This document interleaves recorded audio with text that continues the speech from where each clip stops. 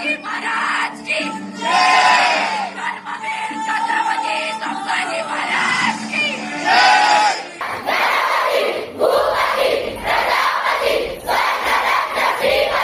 வணக்கம், இது அரண்சை. நான் தேவா பாஸ்கர். கடந்த பிப்ரவரி 14ஆம் தேதி பாலிவுட்ல வெளியான ஒரு திரைப்படம் பயங்கரமான அதிர்வலைகள் அந்த திரைப்படத்தை ஒட்டி ஏற்படுத்தியிருக்கு. நிறைய டிஸ்கஷன் சமூக வலைதளங்கள்ல நடக்கிறத நம்மளால பார்க்க முடியுது.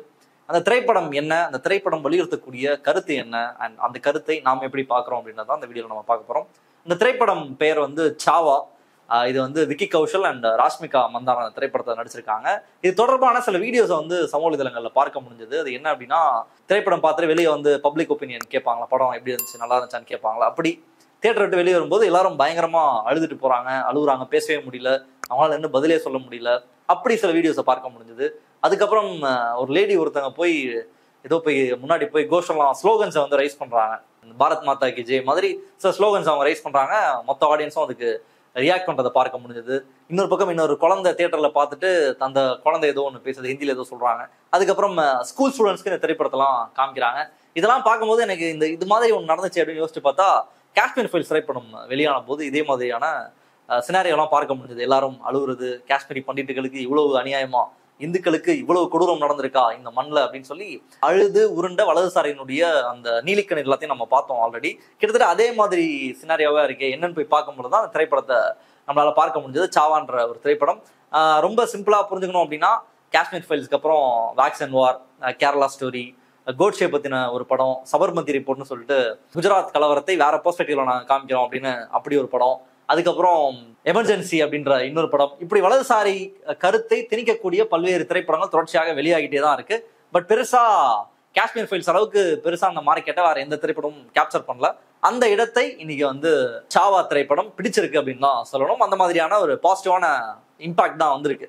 கதை எதை பத்தி பேசுது அப்படின்னா, சத்ரபதி சாம்பாஜி மகாராஜ், இவர் சிவாஜியினுடைய மகன், சத்ரபதி சிவாஜி மகாராஜினுடைய மகன். அவருடைய மகன் சாம்பாஜி மகாராஜ், அவருக்கும் அவுரங்கசீபுக்கும் நடக்கக்கூடிய சண்டை, எப்படி அவுரங்கசீப் அவரை மிக கொடூரமாக அவரை டார்ச்சரை இன்ஃபெக்ட் பண்ணி அவரை எப்படி கொலை பண்ணாரு, அதுக்கப்புறம் எப்படி முகல் சாம்ராஜ்யம் வீழ்ந்தது அப்படின்றத பேசுறதுதான் இந்த படம். அண்ட் கடைசி வரைக்கும் சத்ரபதி சாம்பாஜி மகாராஜ் ஹிந்து ஃபெய்த்துக்காக, இந்துத்துவத்துக்காக, இந்துவாகவே அவர் எப்படி மரணம் அடைஞ்சாரு, எவ்வளவு கொடுமைகளை அவர் அனுபவிச்சாரு, அவருடைய முதுகுல அவ்வளவு காயங்கள் இருந்தது. அதாவது திரைப்படத்துல காமிச்சது ரொம்ப கம்மி தான். இதோட கொடூரமான தண்டனைகளை அவுரங்கசீப் சத்ரபதி சாம்பாஜி மகாராஜ் மேல செலுத்தினாரு. அதையெல்லாம் தாண்டி தான் அவர் இந்து ஃபெய்த்தை தாங்கி பிடிச்சு நின்னாருன்னு சமூக வலைதளங்கள்ல பலர் எழுதுறதையும் பார்க்க முடிஞ்சது. ரொம்ப சிம்பிளா இந்த படத்தை புரிஞ்சுக்கணும் அப்படின்னா, ஸ்டார்டிங்லயே சத்ரபதி சாம்பாஜி மகாராஜ் வரும்பொழுது அங்க ஒரு இஸ்லாமிய பெண் கஷ்டப்படுவாங்க, இஸ்லாமிய சிறுமி. அந்த இஸ்லாமிய சிறுமிக்கு ஹெல்ப் பண்ணுவார் போய் Sambhaji Maharaj. On the other hand அவுரங்கசீப்பை இன்ட்ரோடியூஸ் பண்ணும்போது ஒரு இந்துவை கொலை பண்ணிட்டு அப்படிதான் உள்ள வருவார், அவருக்கு டார்ச்சரை கொடுத்துட்டு தான் உள்ள வருவார். ஸோ இதுலயே நம்ம ஈஸியா புரிஞ்சுக்கலாம். அகைன் அந்த ஹிந்து வர்சஸ் முஸ்லிம் அப்படின்ற அந்த கருத்தை வலியுறுத்தக்கூடிய திரைப்படமாக தான் சாவா இருக்கு. இந்த கருத்து தான் இன்னைக்கு ஒரு மிகப்பெரிய பேசு பொருளாக மாறி இருக்கு. பலரும் சத்ரபதி சாம்பாஜி மகாராஜ் எப்படி அவுரங்கசீப்பை முகல்ல எப்படி எதிர்த்து சண்டை போட்டாங்க, இஸ்லாமியர்களை எப்படி எதிர்த்தாங்கன்றத ரொம்ப பெருமையாக வலதுசாரி எல்லாரும் கிளைம் பண்ணிட்டும் அது தொடர்பான ப்ராபகேண்டாலையும் ஈடுபட்டிருக்காங்க. Yet another propaganda movie by right wing அப்படின்னு இந்த படத்தை ரொம்ப சிம்பிளா புரிஞ்சுக்கலாம். இப்போ மீண்டும் மீண்டும் ஏன் இந்த திரைப்படத்தை எடுத்துக்கிட்டே இருக்காங்க? இன்னைக்கு தமிழ்நாட்டில் டிராகன், நீக் அப்படின்ற வேற மாதிரியான திரைப்படங்கள் வந்துட்டு இருக்கு. இங்க மோகன்ஜி மாதிரியான நபர்கள்லாம் குட்டிக்காரணம் போட்டாலும் பெருசா இந்த மாதிரி படம்லாம் எடுக்க முடியல.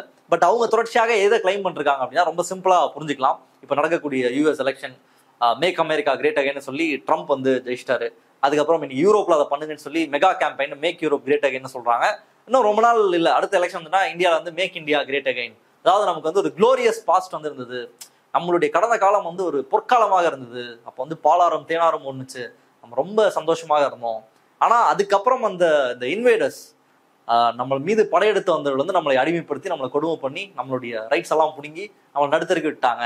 இன்னைக்கு இருக்க பிரச்சனைக்கு எல்லாத்துக்கும் காரணம் அவங்க தான் அப்படின்னு சொல்லி, இன்னைக்கு நம்ம ஃபேஸ் பண்ணிட்டு இருக்கக்கூடிய பிரச்சனைகள் எல்லாத்துக்கும் காரணம் அன்னைக்கு வந்தவர்களுடைய வாரிசுகள் தான், வழித்தோன்றல்கள் தான் அப்படின்ற கருத்தை மீண்டும் மீண்டும் மக்கள் கிட்ட பரப்பணும். அதன் வழியாக உண்மையான பிரச்சனை என்ன, இன்னைக்கு நாட்டுல பேர்னிங் இஷ்யூ என்ன, என்னென்ன பிரச்சனைகளை மக்கள் சந்திச்சுட்டு இருக்காங்க. ரொம்ப சிம்பிளா கடந்த 5 ஆண்டுகள்ல இருந்து இந்த 5 ஆண்டுகள்ல ஒருத்தருடைய வாழ்க்கை அப்படின்றது என்னவாக மாறி இருக்கு. விலைவாசி பீக்க தொட்டுடுச்சு. கிட்டத்தட்ட அவ்வளவு கொடூரமான ஒரு நிலைமையில இந்தியா இருக்கு. பட் இது சம்பந்தமா நம்ம பேசவே கூடாது. நமக்கு ஒரு குளோரியஸ் பாஸ்ட் இருந்தது. சிவாஜியுடைய காலம் எப்படி இருந்தது தெரியுமா? சிவாஜியினுடைய மகன் சாம்பாஜி மகாராஜ் யாரு தெரியுமா? அவுரங்கசீப் யாரு, அவருடைய வழித்தோன்றல்கள் எல்லாம் உங்களுக்கு பிரச்சனை, அந்த வழியில வந்த முஸ்லிம்களுக்கு தான் பிரச்சனைன்றதுதான் இந்த படம் வலியுறுத்துது. அண்ட் ரொம்ப புத்திசாலித்தனமா பேசுவாங்களாம். என்ன அப்படின்னா, அவங்களுடைய வழித்தோன்றல் நீங்க ஏன் நினைக்கிறீங்க, அவுரங்கசீப்ன்றது ஒரு கெட்ட மன்னர், அவங்க கூட ஏன் முஸ்லிம்ஸ் வந்து அசோசியேட் பண்ணிக்கிறாங்க, நீங்களாம் வந்து அப்படிலாம் அசோசியேட் பண்ணிக்க கூடாது, நாங்க அவுரங்கசீப் தான் எதிர்க்கிறோம்னு சொல்லி வலதுசாரிகளுக்கு முட்டுக் கொடுக்குற நபர்கள்லாம் வியாக்கியானம்லாம் பேசிட்டு இருக்காங்க. இந்த குளோரியஸ் பாஸ்ட்ன்றதை கட்டமைத்து நம் கண் முன்னாடி நடக்கக்கூடிய எந்த பிரச்சனை பத்தி நம்ம பேசக்கூடாது, ஹிந்து முஸ்லீம் பத்தி பேசணும். ரொம்ப சிம்பிளா, எந்த மன்னன் ஆழ்ந்தாலும் எவ்வளவு பெரிய ரூலர் அங்க இருந்தாலும் ஒர்க்கிங் கிளாஸினுடைய பிரச்சனை வந்து எல்லா காலத்திலயும் ஒர்க்கிங் கிளாஸ் வந்து கஷ்டப்பட்டு தான் இருப்பாங்க. உழைக்கும் மக்கள் வந்து சுரண்டப்பட்டு வஞ்சிக்கப்பட்டு அவருடைய உரிமை பறிக்கப்பட்டு தான் இருந்திருக்காங்க. தொடர்ச்சியாக நடந்த ஃபைட்ஸ் மூலமா தான் அவங்களுடைய ரைட்ஸ் கொஞ்சம் கொஞ்சமா கிடைக்கப்பட்டிருக்கு. என்னைக்குமே வந்து ஒரு சொர்க்க பூமியாகலாம் இந்த பூமி இருந்தது கிடையாது.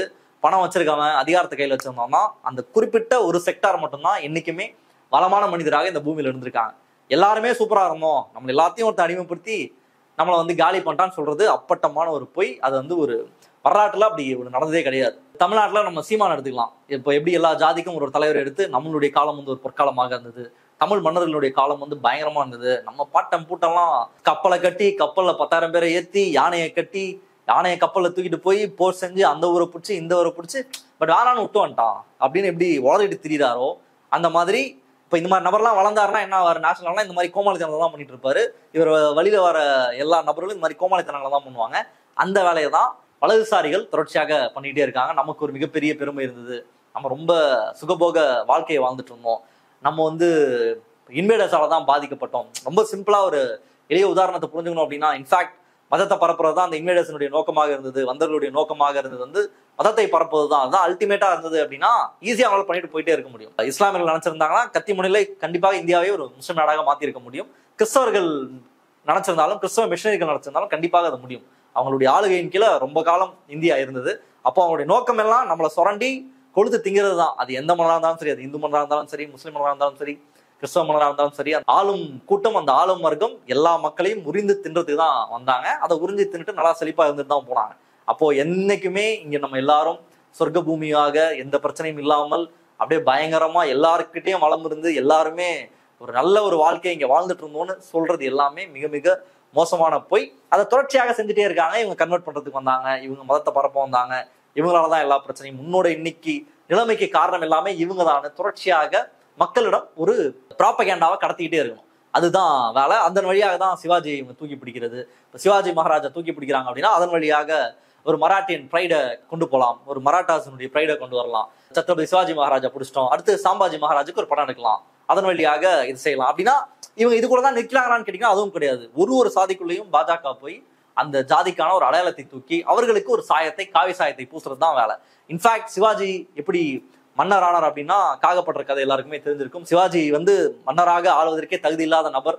அவர் வந்து ஒரு சத்திரியனாக மாறணும், அவர் ஒரு சூத்திரராக இருக்காரு, அவர் சத்திரியனாக மாறினாதான் நம்மளை ஆட்சி செய்ய முடியும்னு சொல்லி காகப்பட்டர்னு ஒருத்தரை காசுல இருந்து கூட்டிட்டு வந்து அவருக்கு காசெல்லாம் கொடுத்து அதற்கு அப்புறம் அவர் எப்படி சத்திரியனாக மாற்றப்பட்டாரு. ஏன்னா த்ரோன்ல உட்கார வேண்டியது சத்திரியன் மட்டும்தான், சத்திரியர் மட்டும்தான் ஆள்றதுக்கான அந்த தகுதியை உடையவர்கள், சூத்திரர் வந்து ஆள முடியாதுன்னு சொல்லி சத்ரபதி சிவாஜிக்கு என்னென்ன கொடுமையை இங்க இருக்கக்கூடிய மதம் செஞ்சது, பார்ப்பனியம் செஞ்சது அப்படின்றது வரலாறு. அதை நீங்க யார் போய் தேடி பார்த்தாலும் கிடைக்கும்.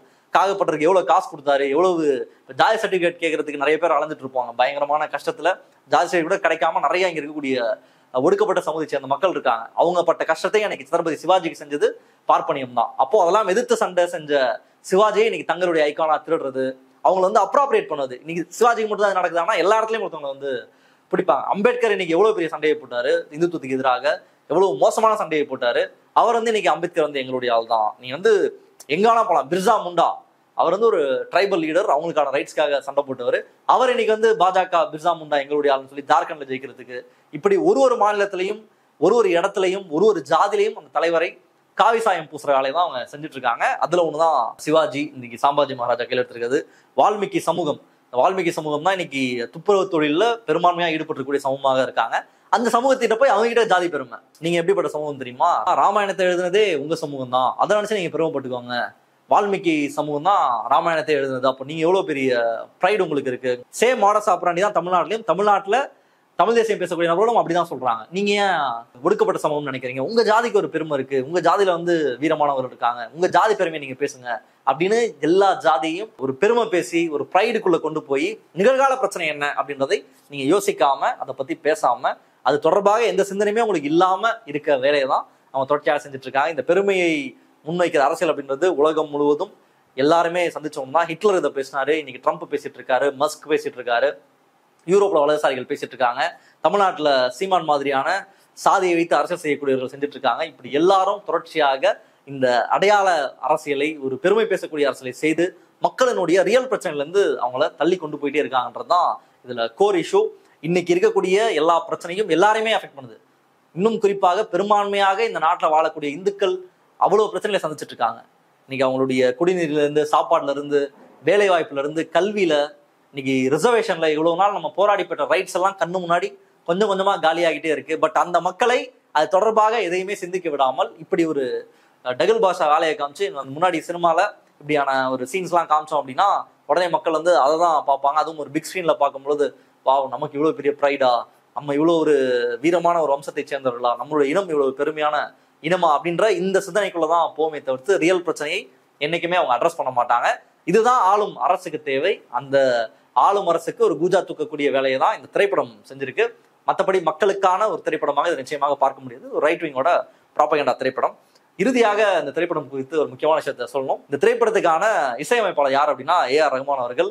இதற்கு மேல ஒருத்தர் வந்து கீழே போக முடியாது. அவ்வளோ ஒரு மட்டமான வேலையை தான் ஏ.ஆர். ரஹ்மான் பார்த்துருக்காரு. யாராவது வந்து இது வந்து ஆர்ட், அவர் வந்து ஒரு ஆர்டிஸ்ட், அவர் திரைப்படம் அவருக்கு கொடுக்குறாங்க, அதனால ஒரு மியூசிக் போடுறாங்கலாம் சொல்லலாம், நிச்சயமாக ஏற்றுக்கொள்ளவே முடியாது.